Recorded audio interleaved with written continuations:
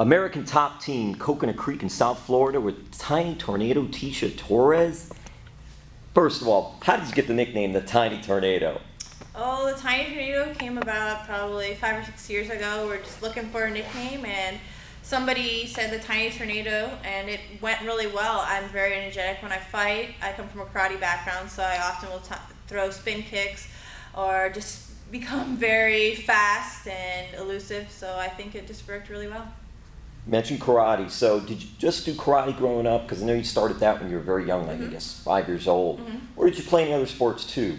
I did karate growing up, and I played soccer a couple of times when I was little, but more competitively in high school. I played all throughout high school. How do you think karate prepared you for what you're doing now? I think martial arts in general prepared me for everything in life. It was able to keep me on track in school and outside the ring as being, a respectful child. I think growing up, being humble, whether it was in defeat or a win. So I think martial arts is a way of life, and I'll continue to be a martial artist even well after I'm outside the UFC. You grew up, is it Fall River, Massachusetts? What was it like for you growing up in Fall River? Do you miss the area? I don't care for Fall River, Massachusetts. I am from there, but I much prefer Florida. That area wasn't that great of an area, unfortunately, but it is where I'm from. I don't necessarily like the cold, but I'm about to move probably back to the cold quite soon, so I guess I'll have to get used to it. Your mom raised you, you're with your mom and all. What has it meant for your mom to see you be successful? Well, not only in MMA, but outside of MMA as well, but just what has that been like in the relationship with your mom?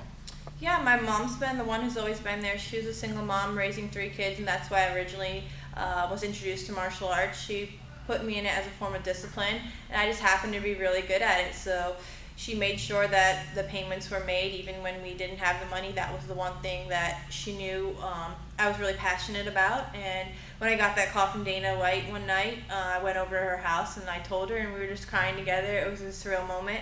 And now, fast forward 2-3 years later, I'm still in the UFC. I'm doing really well. I'm one of the best, and she's just been supportive since the beginning. How did you get your start in MMA? I started with MMA once I was doing really well in kickboxing. I was dating somebody at the time, and they were doing jiu-jitsu, so I tried it out, and eventually they fought MMA, so I just followed them, and I did really well. And one day Invicta called me, and they said, "Hey, do you want to come fight for Invicta?" And I said, "Sure." I'd been watching the shows and really enjoyed the female fighters, and from Invicta, that paved the way for the UFC. When you were young, did you think that, hey, this is something I may do as I get older, or is this just something then that happened because of that?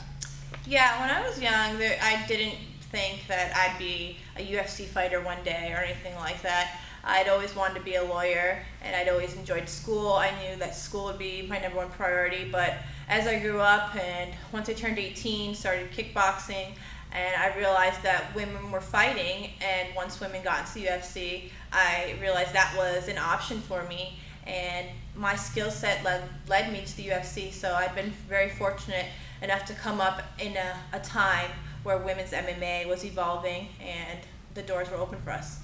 How did you get to American Top Team here in South Florida, Coconut Creek? Prior to American Top Team, about 6 years ago, I was with the jiu-jitsu school. That's how I'd started martial arts through jiu-jitsu, or MMA was through jiu-jitsu.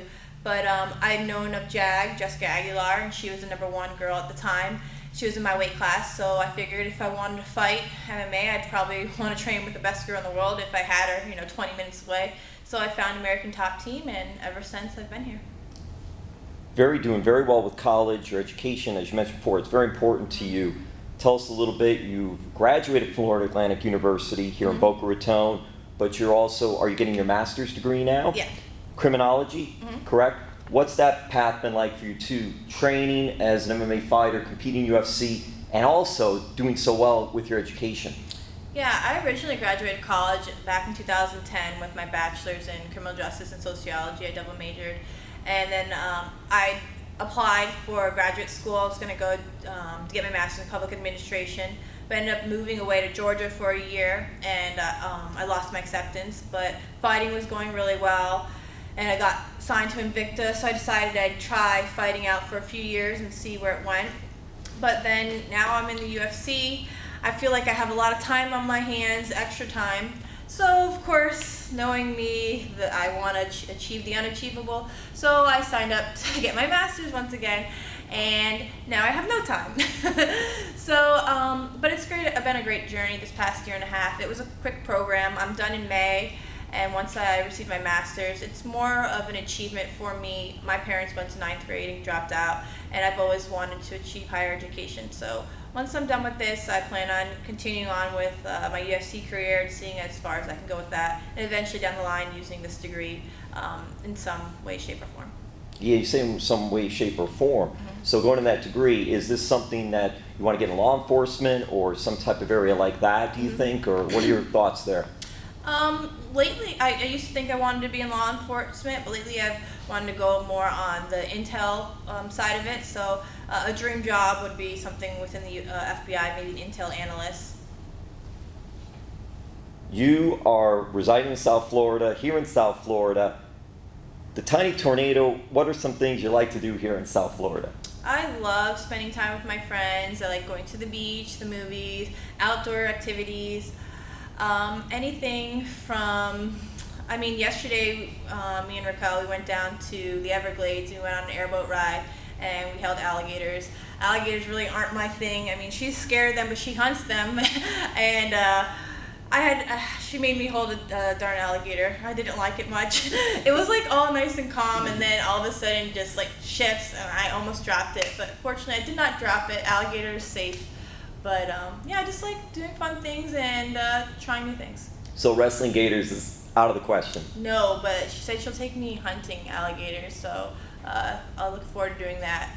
Now, one of the things you did, you've beaten Paige Van Zandt, who was on Dancing with the Stars. So I don't know if you watched any Dancing with the Stars or what you might know about that. And do you think you could beat Paige in a dance-off?